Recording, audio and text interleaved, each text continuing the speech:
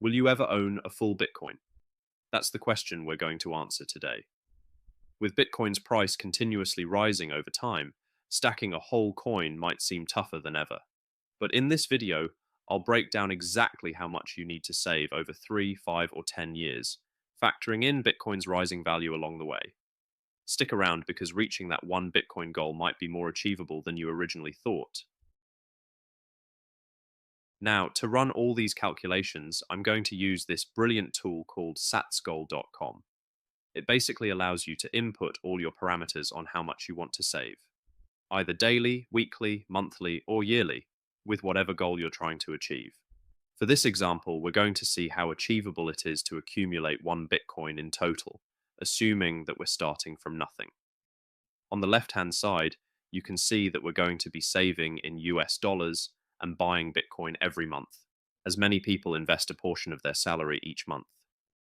Initially, we're going to look at trying to save one Bitcoin over a 3-year period, which is obviously going to be the most challenging situation. Finally, it lets us choose the compound annual growth rate of the Bitcoin price during that period. For this, I've chosen to select the previous 4-year average, which is 21% per year. You can see here that in year 1, we obviously start with nothing and manage to stack 0.36 Bitcoin. The next year, we start with this figure, and due to the price increase, we only managed to stack 0.32 Bitcoin.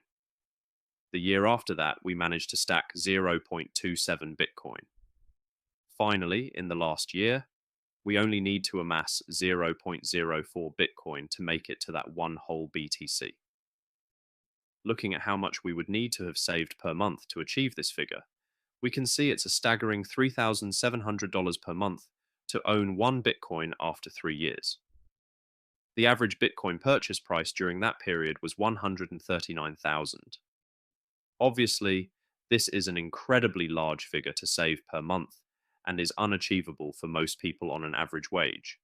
Let's see if we can make this slightly more achievable. If we adjust the time period to a 5-year buying window, we can see that achieving the one Bitcoin total becomes slightly more feasible. In this case, we're accumulating between 0.15 to 0.25 Bitcoin per year, and the total amount we have to save per month is over $2,600, with an average accumulated Bitcoin price of $165,000 over that period.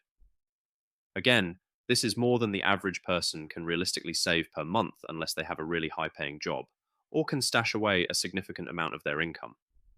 So, let's adjust it again and give ourselves a 10-year time horizon. Now, I know this might seem like a really long time, and for Bitcoiners, it is. But in terms of a general investing timeline, it's actually a pretty short period. Over a 10-year time horizon, we aggressively start buying Bitcoin at current prices, but then this tapers off as the years pass due to the eroding purchasing power of the US dollar compared to Bitcoin. We can see that in this case, it would take just under $2,000 per month to achieve one whole Bitcoin over a 10-year period.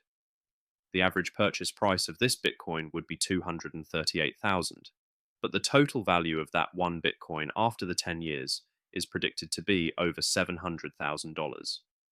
This is based on a modest 21% growth rate, and Bitcoin has historically achieved a lot higher than this.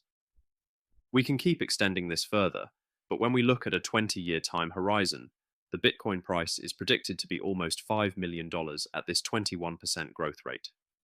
If you're finding these on-chain insights valuable and want to stay ahead of the game, hit the like button, subscribe to the channel, and turn on notifications so you never miss an update. Now let's dive back into the analysis. The takeaway here is that if you're starting from nothing, it's going to take a minimum of $2,000 per month in savings just to get yourself to one Bitcoin. However, this assumes that we're using a flat dollar cost averaging strategy every single month, meaning that we're buying at all-time highs, all-time lows, and everything in between. But how can we optimize this?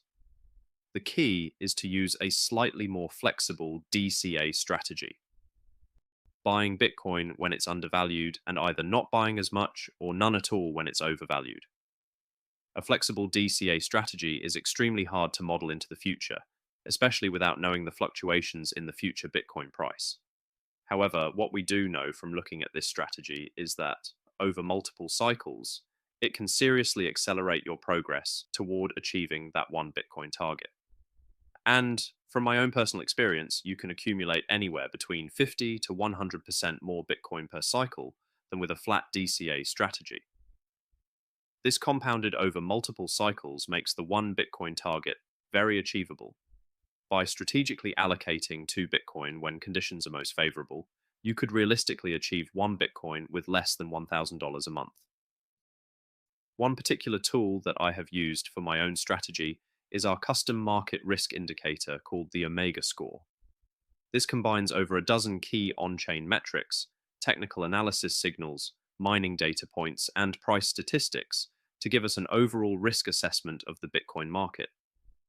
By strategically DCAing at lower risk levels, indicated by the blue colors on the model, and slowing down or even stopping DCAing at higher risk levels, indicated by the red colors, you can significantly optimize your Bitcoin accumulation strategy.